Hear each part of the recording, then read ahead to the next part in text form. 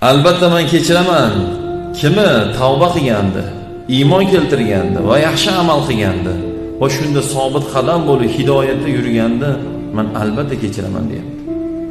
Alloh azizlar kechirgan bandasini hech qachon do'zaxga tiqmaydi.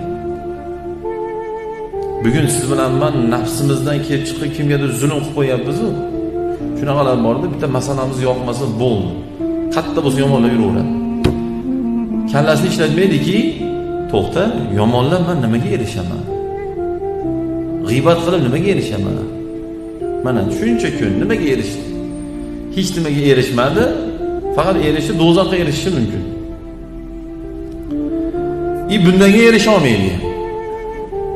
Men buni ko'p aytaman. Aqidani mustahkam qilaylik azizlar. Aqida shuki, agar Alloh xohlamasa, sochingizdan bitta tushni birov to'kalmaydi.